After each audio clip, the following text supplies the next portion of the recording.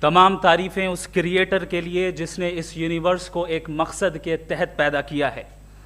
Respected جناب جاوید اختر صاحب, mister Saurabh دویدی اور respected audience, thank you all for being here today. آج کی ڈیبیٹ میں چونکہ ہم بات کرنے والے ہیں ڈز گاڈ ایگزسٹ کے ٹاپک پر, تو یہ ایک ایسا ٹاپک ہے جس کے متعلق کوئی بھی ڈیسیجن لینے کے لیے الگ الگ اسٹینڈرڈز ہو سکتے ہیں. لہٰذا ڈیبیٹ کے شروع میں یہ ضروری ہے کہ ہم یہ جان لیں کہ آج کے اس ٹاپک میں کون سا اسٹینڈرڈ صحیح ہوگا اور کون سا غلط ہوگا. سب سے پہلا اسٹینڈرڈ جسے میں سمجھتا ہوں کہ ہمارے رسپیکٹڈ جناب جاوید اختر صاحب بڑی تیزی کے ساتھ اس کی طرف لپکیں گے, وہ ہے سائنس. جبکہ سائنس در حقیقت خدا کے ایگزسٹنس کو ڈائریکٹلی ثابت کرنے یا اس کے ایگزسٹنس کو ڈینائی کرنے کے لیے اسٹینڈرڈ نہیں بن سکتی. اور اس کی وجہ کیا ہے یہ میں نہیں کہہ رہا, یہ وہ لوگ کہہ رہے ہیں جو سائنس کے ایکسپرٹس ہیں. نیشنل اکیڈمی آف سائنس کہتی ہے science doesn't have the processes to prove اور disprove the existence of God. Why? کیونکہ سائنس کا تعلق ایمپیریکل ایویڈنس سے ہے, اور ایمپیریکل ایویڈنسز کا تعلق ہمارے نیچرل اور فزیکل ورلڈ سے ہے, جبکہ گاڈ نان فزیکل اور سپر نیچرل ریالٹی ہے. لہٰذا نان فزیکل ریالٹی کو آپ اس ٹول کے ساتھ نہیں چیک کر سکتے جس کا کام فزیکل ریالٹی کو تلاش کرنا ہے. لہٰذا آج اس ڈیبیٹ میں گاڈ کی ایگزسٹنس کو ثابت کرنے یا اسے ڈینائی کرنے میں سائنٹیفک ایویڈنس کو ایکسیپٹ نہیں کیا جائے گا. دوسرا اسٹینڈرڈ ہو سکتا ہے ریویلیشن, کہ ریویلیشن کے ذریعے ہم یہ ثابت کریں کہ گاڈ ایگزسٹ کرتا ہے یا نہیں. لیکن یہ اسٹینڈرڈ بھی آج ارریلیونٹ ہے. کیوں؟ کیونکہ ریویلیشن میرے نزدیک سورس آف نالج ہے, ویلڈ سورس آف نالج ہے, لیکن ہمارے جاوید اختر صاحب کے نزدیک یہ ویلڈ سورس آف نالج نہیں ہے.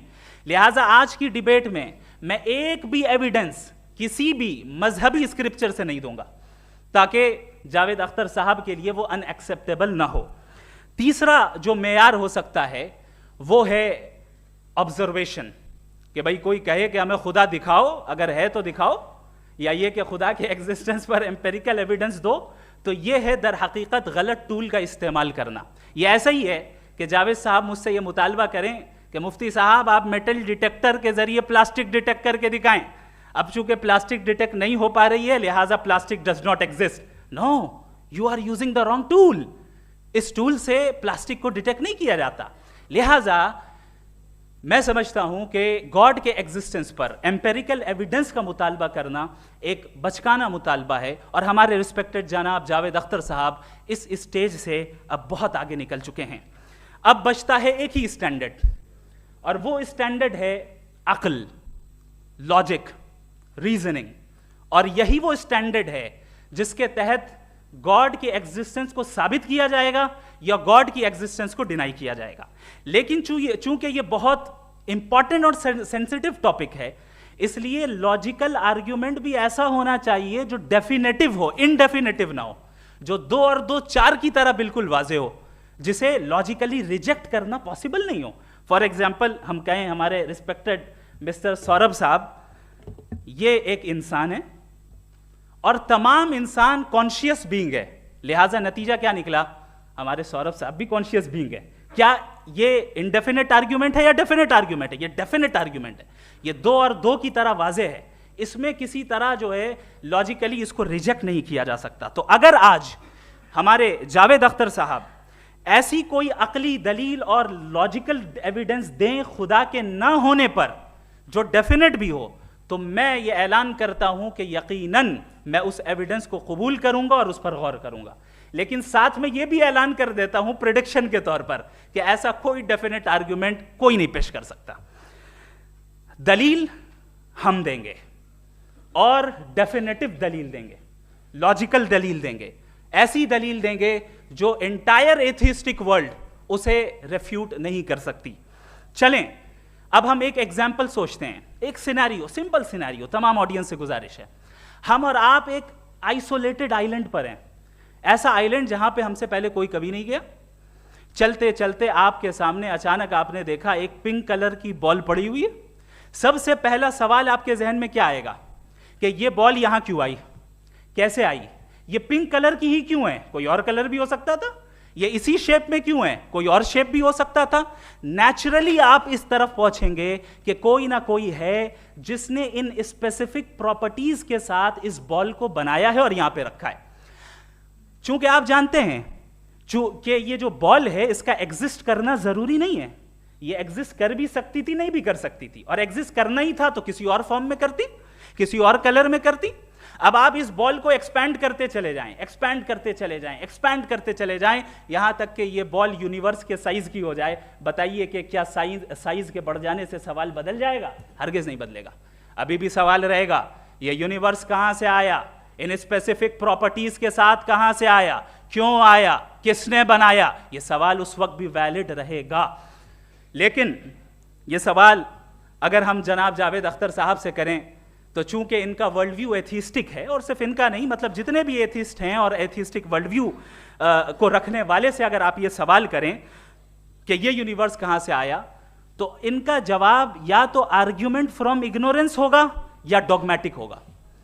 या तो ये कहेंगे कि मुझे नहीं पता कि ये कहां से आया, लिहाजा गॉड डज नॉट एग्जिस्ट, ये आर्ग्यूमेंट फ्रॉम इग्नोरेंस है, या ये कहेंगे कि ये यूनिवर्स खुद ब खुद बन गया। इसका मतलब ये है कि उस बॉल को भी खुद ब खुद बन जाना चाहिए, लेकिन बॉल के ताल्लुक से ये एक्सप्लेनेशन एक्सेप्ट नहीं की जाएगी कि ये खुद ब खुद बन गई, लेकिन यूनिवर्स के ताल्लुक से कर दिया जाएगा। इसे हम दूसरे अल्फाज में डॉगमा भी कह सकते हैं।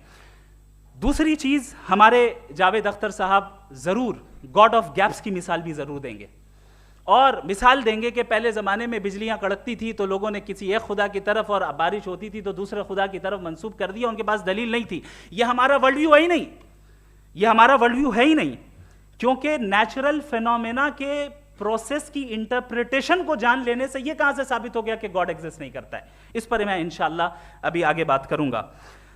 आप हजरात ये भी देखेंगे, और मैं ये एक्सपेक्ट करता हूं कि हमारे रिस्पेक्टेड जनाब जावेद अख्तर साहब ज़रूर इमोशनल आर्ग्यूमेंट्स भी देंगे, जो कि एक लॉजिकल फेलेसी है जब बात आती है ट्रुथ को डिसाइड करने में।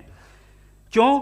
मिसाल के तौर पर वो कहेंगे कि अगर गॉड है तो ईविल क्यों एग्जिस्ट करता है, जबकि मैं कहता हूं ईविल का एग्जिस्ट करना गॉड के एग्जिस्ट करने की दलील है, उसके खिलाफ नहीं है। चूंकि अगर गॉड है तो हम सब उसके सामने अकाउंटेबल हैं, और अगर हम अकाउंटेबल हैं तो अकाउंटेबिलिटी के लिए ईविल का मौजूद होना जरूरी है, उसके बगैर हम अकाउंटेबल नहीं हो सकते। और अगर हम अकाउंटेबल नहीं हैं तो हम जनाब जावेद अख्तर साहब से पूछेंगे कि आप बताएं कि फिर सफरिंग इस दुनिया में क्यों है? अगर खुदा नहीं है तो सफरिंग क्यों है? और उन लोगों के जज्बे का क्या जिनके अंदर सफरिंग के बाद इंतकाम लेने का जज्बा पाया जाता है और वो इस दुनिया से ऐसे ही चले गए, क्या उनकी सारी तकलीफें बेकार चली जाएंगी?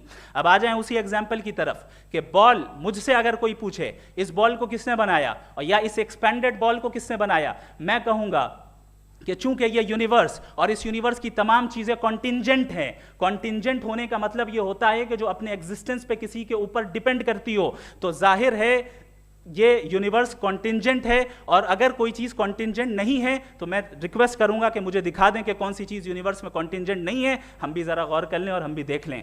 और जब कॉन्टिंजेंट चीजें मौजूद हैं तो फिलोसोफर्स की इस्तिलाह के मुताबिक, हम उस टर्मिनोलॉजी के मुताबिक हम उस जगह तक पहुंचते हैं और उस हस्ती तक पहुंचते हैं जिसे नेसेसरी बीइंग कहा जाता है, कि ये वो नेसेसरी बीइंग है जिसका मौजूद ना होना नामुमकिन हो। चूंकि अगर ये मौजूद ना हो तो सारी चीजें एग्जिस्टेंस में आएंगी ही नहीं, और ये सारी कॉन्टिंजेंट चीजें उसी के ऊपर डिपेंड करती हैं। अब अगर आप ये सवाल करते हैं कि फिर उस हस्ती को किसने बनाया, फिर उसका कॉज क्या है, फिर उसका कॉज क्या है, फिर उसका कॉज क्या है, और एंडलेसली चले जाएं, इसे हम कहते हैं इन्फिनिट रीग्रेस ऑफ कॉजेज, जो कि लॉजिकल फेलेसी है। कॉन्सेप्चुअली इन्फिनिटी पॉसिबल है। मिसाल के तौर पे न्यूमेरिकल्स 1 2 3 गिनते चले जाएं, इन्फिनिट नंबर्स हैं। मैं कॉन्सेप्चुअली बात नहीं कर रहा, प्रैक्टिकली रियलिटी में साबित करके दिखाएं कि infinite regress of causes possible हैं या नहीं। अगर पॉसिबल हैं तो हम मान लेंगे, मिसाल दे दें, और पॉसिबल नहीं है तो एक ही ऑप्शन बचता है जिसे हम कहते हैं नेसेसरी बीइंग। ऐसी नेसेसरी बीइंग जो इंडिपेंडेंट है, क्योंकि अगर वो डिपेंडेंट हुई तो वो नेसेसरी नहीं रहेगी। ऐसी इंडिपेंडेंट बीइंग जो इटर्नल है, अगर वो इटर्नल नहीं होगी, उसकी बिगिनिंग होगी तो वो खुद कॉन्टिंजेंट है। ऐसी ایسی بینگ جو پاورفل ہے کیونکہ کنٹینجنٹ کو ایکچوالائز کرنے کے لیے پاور چاہیے, ایسی بینگ جو انٹیلیجنٹ ہے اور نالجبل ہے کیونکہ یہ یونیورس اسپیسیفک فارم اور اسپیسیفک لاز آف نیچر کے تحت پریسائزلی چل رہا ہے. Thank you. تھینک یو مفتی صاحب. میں